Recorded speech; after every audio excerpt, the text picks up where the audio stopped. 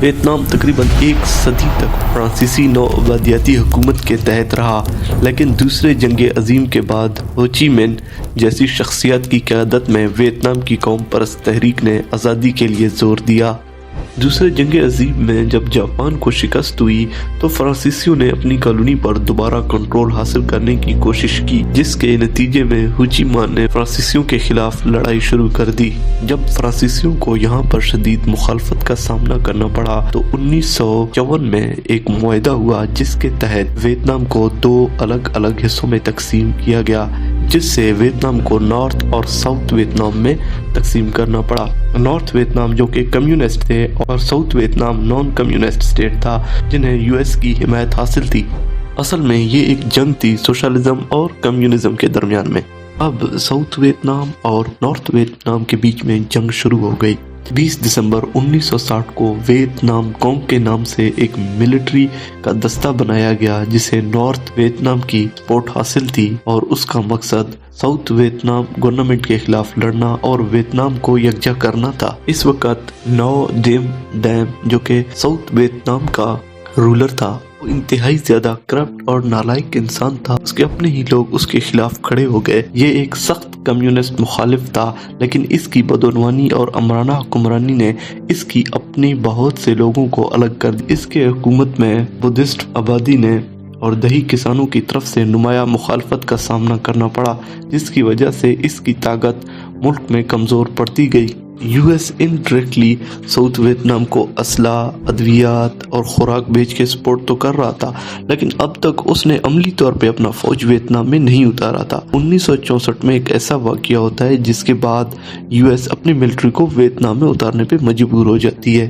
1964 में हुआ कुछ यूं, शुमाली वियतनामी अफवाज ने अमेरिका के एक बहरी जहाज पर हमला कर दिया और उसे मुकम्मल तौर पे तबाह कर दिया। 1965 तक अमेरिका ने बड़े पैमाने पे वियतनाम में अपनी जंगी दस्ते तैनात करना शुरू कर दिए। 1968 तक 5 लाख से ज्यादा अमेरिकी फौज जनूबी वियतनाम में तैनात थे, जो अमेरिका के जंगी जुनून को ज़ाहिर करता है। शुरू में अमेरिका ने ऑपरेशन रोलिंग थंडर के तहत शुमाली वियतनामी फोर्सेस को कमजोर करने के लिए बमबारी की मुहिम पर बहुत ज्यादा इन्हिसार किया। 30 जनवरी 1968 को हो ची मिन्ह ने 70,000 की एक बहुत बड़ी फौज तैयार की, जिसमें वियत कॉन्ग के गुरिल्ला भी शामिल थे, जिनका मकसद कस्बों, शहरों और यूएस के मिलिट्री बेसिस को निशाना बनाना था। इस हमले में 50,000 नॉर्थ वियतनाम के सोल्जर्स मारे गए, जबकि 2100 अमरीकी और 4,000 साउथ वियतनाम के सोल्जर्स मारे गए। इस हमले ने अमरीकी फौज और अवाम को हैरान कर दिया, क्योंकि इस हमले ने कम्युनिस्ट फोर्सेस की ताकत को जाहिर किया। अगरचे अस्करी तौर पर यह शुमाल के लिए एक नाकामी थी, लेकिन इसने अमरीकी राय आमा पर गहरा असर डाला, जिसकी वजह से बहुत से लोगों ने जंग की पेशरफ्त पर सवाल उठाए। जैसे जैसे जंग आगे बढ़ती गई, अवाम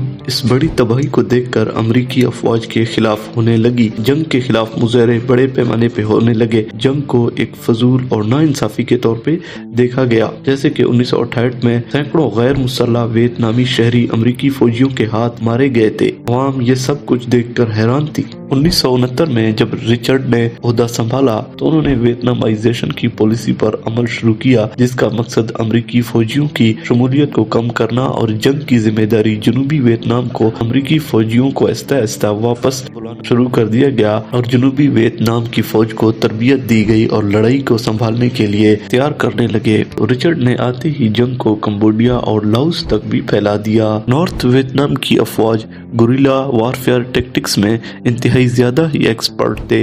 वो कंबोडिया और लाओस में पनाह लेते और जब उन्हें हमला करना होता तो वो वियतनाम में जाके अमेरिकी अफवाज पे हमला करते और फिर कंबोडिया और लाओस में जाके छुप जाते। जब रिचर्ड ने ये देखा तो उन्होंने पड़ोसी ममालिकों पर भी हमला कर दिया। जंग को कंबोडिया और लाओस तक भी फैलाया। नॉर्थ वियतनाम अफवाज का एक अहम हथियार उनके जमीन के अंदर मौजूद टनल्स थे। पूरे वियतनाम मुल्क में साउथ और नॉर्थ दोनों में बड़े बड़े टनल्स बनाए गए जिनकी लंबाई सैकड़ों किलोमीटर तक फैली हुई थी। सुरंगों ने अमेरिकी फिजाई हमलों और जमीनी हमलों से बचने के लिए एक महफूज जगह फराहम किया। अमेरिकी अफवाज ने बमबारी की मुहिम चलाई। सुरंगों की वजह से फौजियों को जिंदा रहने और लड़ाई जारी रखने का मौका मिला। सुरंगों का इस्तेमाल हथियारों, खुराक, गोला बारूद और तिब्बी सामान को खुफिया तौर पर ले जाने के लिए किया जाता था, खास तौर पर इस वक्त जब फौजियों के लिए फिजाई हमलों या गश्त की वजह से खुलेआम सतह पर मुंतकिल होना मुश्किल था। वियतनाम के सोल्जर्स इन्हीं टनल में खाते, पीते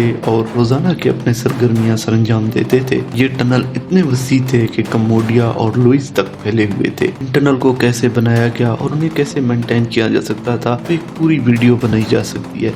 अगर आप इसके ऊपर वीडियो चाहते हैं तो हमें कमेंट में जरूर बताइएगा। हम इंशाल्लाह अगली वीडियो पर इसी पे बनाएंगे। इन टनल्स को पॉइजनस गैस, बम्बिंग और पानी से कैसे बचाया जा सकता था, वो सब हम आने वाली वीडियो में डिस्कस करेंगे। अभी हम वापस जाते हैं अपने मेन टॉपिक पे। जब 1973 में अमेरिका ने अपनी पूरी जोर लगाई और हर मुमकिन कोशिश के बाद अमेरिका को लगने लगा था कि अब जंग उसके हाथ से निकल चुकी है, तो उन्होंने अमन मुज़ाकरात की तरफ रुजू किया। 1973 में पेरिस अमन मुआहदे पर दस्तखत हुए, जिसके नतीजे में जंग बंदी हुई और वियतनाम से अमेरिकी फौजियों का इन्हिला हुआ। इन मुआहदों में जंगी कैदियों की रिहाई और जनूबी वियतनाम की आज़ादी को तस्लीम करने पर भी जोर दिया गया, लेकिन कशीदगी बरकरार रही। 1975 में साइगोन, जो कि साउथ वियतनाम का कैपिटल था, अमल मुआहदे के बावजूद शुमाल और जनूब के दरमियान लड़ाई जारी रही।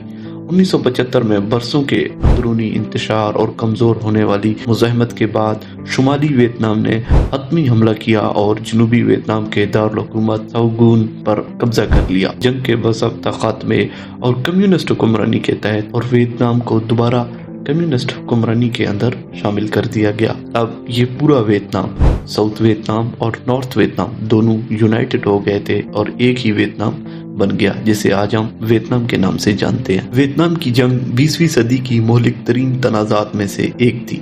मरने वालों की तादाद का तखमीना मुख्तलिफ है, लेकिन तकरीबन 58,000 अमरीकी और 20 लाख से ज्यादा वियतनामीज मारे गए, जिनमें वियतनामी सोल्जर्स और सिविलियंस शामिल हैं। लाखों कम्बोडियंस और लाइथूनियंस अपनी जानों से हाथ धो बैठे। जंग ने बड़े पैमाने पर तबाही और देरपा नफ्सियाती और समाजी नुकसान भी पहुंचाया। जंग के बाद मुल्क को मुकम्मल तौर पे तबाह हाल छोड़ दिया गया था। कम्युनिस्ट हुक्मरानों के तहत मुल्क की इत्तेहाद ने अहम इक्तिसादी और सियासी चैलेंजेस का सामना किया, जो 1980 की दिहाई तक जारी रहे। जंग ने अमरीकी मुआशरे पर गहरा दाग छोड़ा, जिससे हुकूमत में मुआशी और अदम एतमाद का एहसास पैदा हुआ। इस तनाज़े ने अमरीकी खारजा पॉलिसी पर भी खासा असर डाला, जिसकी वजह से मुस्तकबिल में फौजी मुदाखलत में ज्यादा एहतियात बरती गई। आज के लिए इतना ही। अल्लाह हाफिज। इंशाल्लाह अगली वीडियो में हम आपसे मिलेंगे। हमारे इस वीडियो को लाइक, सब्सक्राइब और शेयर कीजिए ताकि ज्यादा से ज्यादा लोगों को ये इन्फॉर्मेशन पहुंच सके। मेहरबानी। Thank you.